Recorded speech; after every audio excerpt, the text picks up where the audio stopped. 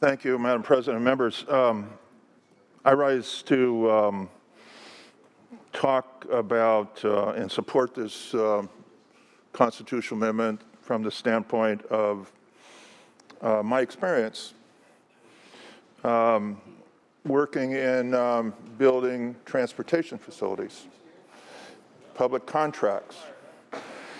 Now, part of the law actually mentions public contracts. So when we talk about public contracts, what we're trying to do is we're trying to have a fair process of bidding and awarding of public contracts in the best interest for the public. And my experience having it actually goes back over 30 years, when I chaired the first half-cent sales tax county board in Santa Clara County in San Jose, we created a minority business women enterprise program to set some goals to have more businesses from our community to bid and be involved in the construction of the transportation facilities that the voters approved with the half-cent sales tax. At that time, we didn't have Proposition 209. We had an opportunity to grow the industry. We had the first process is to have the main contractors that work to hire subcontractors, minority women business enterprise subcontractors. Pretty soon, we had minority business, women business enterprise prime contractors. So we were growing the industry, and the prime contractors would hire people in the community who were workers who then themselves became contractors. Now, why is this a good thing? Well, I like to have more bidders when I have a project. I don't like to have a small group of bidders. I become real suspicious when I see only one contractor bidding on a project. And to be honest about it, that's the way it used to be. And when we did this program, we had some people that came to me and said, hey, Jim, you're just creating all these new rules because we can come in and do the job. And you know, Caltrans said our work would be done in about 17 years. Well, we said we're going to do it our way. We're going to have the community do the work. We're going to have more contractors bidding.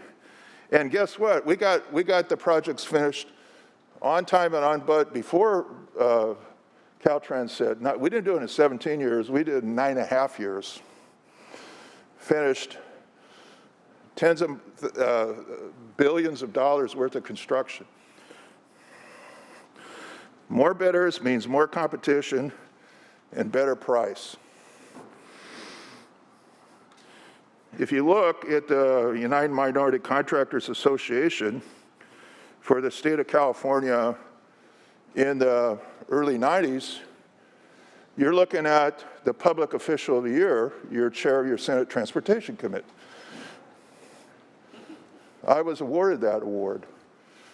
And we set the tone for Caltrans because a lot of the work was done by Caltrans before. They didn't have very many bidders. After we started doing what we did, we started having more bidders.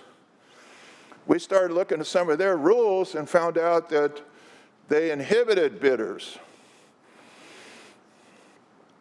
I don't believe we're talking about changing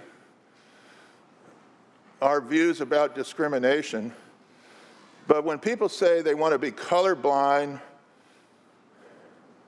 that doesn't mean you have to be blind.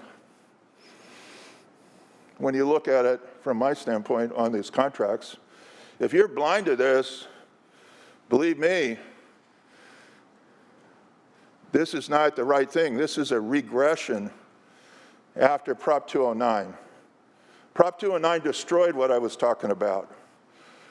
Prop 209 pushed it backwards into the old days. Believe me, when we were engaged in writing SB 1, and we put some real heavy participation requirements, involvement, we couldn't put the kinds of participation rules we had back in the heyday when we did it in the 90s.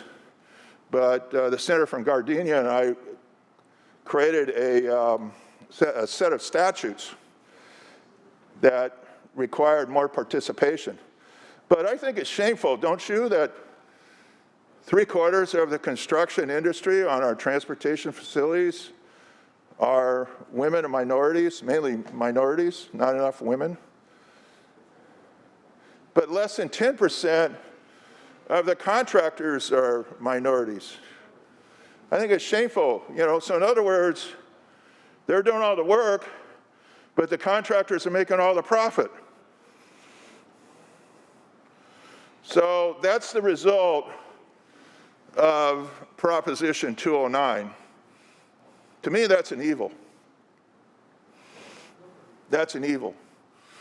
We need to have opportunities. I talked to a couple years ago a electrical contractor who worked in the electrician business. He was a union member, and he said, "Jim, I'm finally going to create my business. I'm going to create my construction, my electric contracting business." And I said, you do the high-tech clean rooms, you do the most detailed, high-quality electrical work imaginable. You have to work for those companies that want the perfectly clean rooms, all the proper electrical systems working. How come it took you so long? And he said, we still have that good old boy system. We still have that good old boy system. So for me, that's got to change, because if we don't change it, guess what? You're going to be paying more money for your contracts. You want to just kind of ignore that? Fine. But if we want to get some of the guys like this that can come in and do some great contracting work, it seems to me we got to make some rules that benefit the state of California, not specific people that benefit by laws that were put on the ballot without proper review. This needs to be looked at very closely. So for me,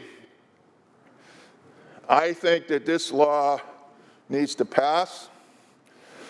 I want to see more people engaged in women minority contracting. I want to see that competition. I want to see it flourish, the industry flourish.